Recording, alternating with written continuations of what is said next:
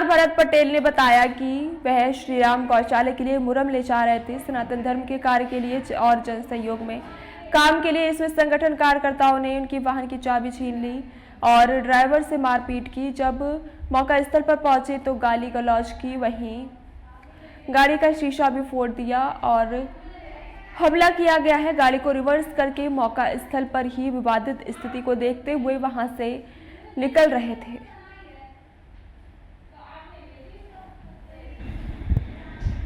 भैया सब जनों को जयराम जी पहुँचे। मैं पटीरा से भरत पटेल, जो एक जन सेवक हूँ, गौ सेवक हूँ, सनातन हिंदू हूँ और एक ठेकेदार भी हूँ। जैसे कि कहा गया है, उपेंद्र प्यासी अपने आप को पत्रकार बता रहे हैं, कवरेज के लिए जाते हैं, संगठन का दल बल लेके जाते हैं, संगठन की दम पे लूट फरोख करने का इनका काम है। अगर ये सनातन हिंदू होते तो क्या श्री राम गौशाला में डाली जा रही मुरम भले ही मेरे द्वारा अवैध उत्खनन या परिवहन किया जा रहा है, लेकिन उसमें इनका विरोध नहीं है और ना ये विरोध करते। अगर ये हिंदू होते तो गौ माता के नाम पे अपने जेब से पैसा लगाकर गौ माता के सहयोग के लिए कुछ दान पुण्य कर लेते, लेकिन इनके द्वारा गौ माता में किए जा रहे सहयोग को अभद्रता से रोका गया।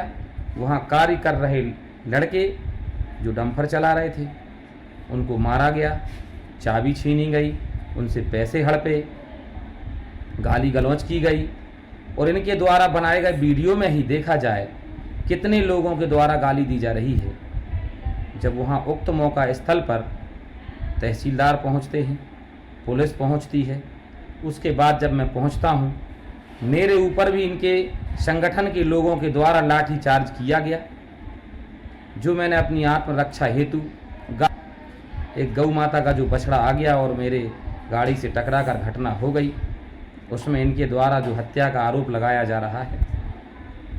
अगर पूछा जाए तो जितना मैं दोषी हूं उससे कई जगह हिस्सेदार ये भी हैं, क्योंकि इनके द्वारा ये कृत्य किया गया।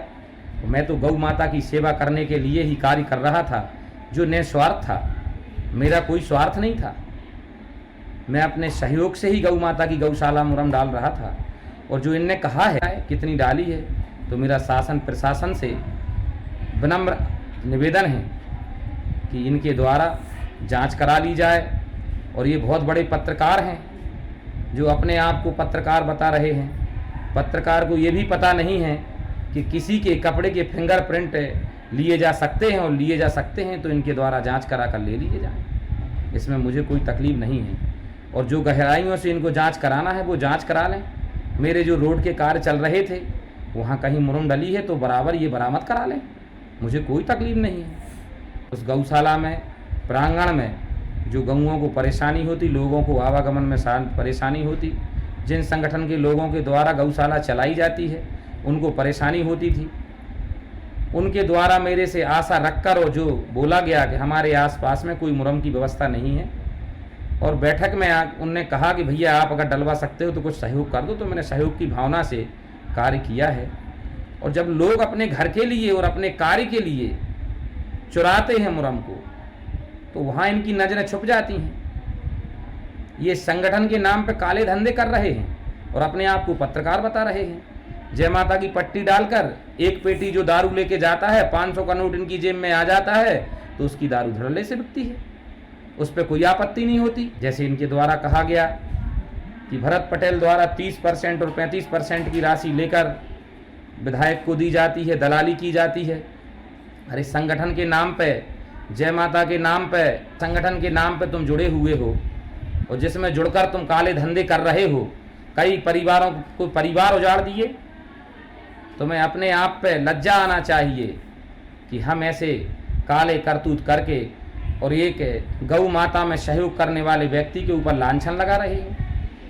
मैंने जब इन लोगों से बार बार आग्रह किया कि ये मुरम गौशाला जा रही है और आप गौशाला में पता लगा लें, इसमें मेरा किसी प्रकार का कोई स्वार्थ नहीं है, फिर भी इन लोगों ने मेरे साथ अभद्र व्यवहार किया और इनके संगठन के लोगों ने जानलेवा हमला किया, जिससे मुझे अपनी गाड़ी रिवर्स कर और पीछे हटना पड़ा, रिवर्स करनी पड़ी कि जिससे गौ माता के बछड़े की टक्कर से घटना घट गई और उसके लिए मैं पश्चाताप कर रहा हूँ।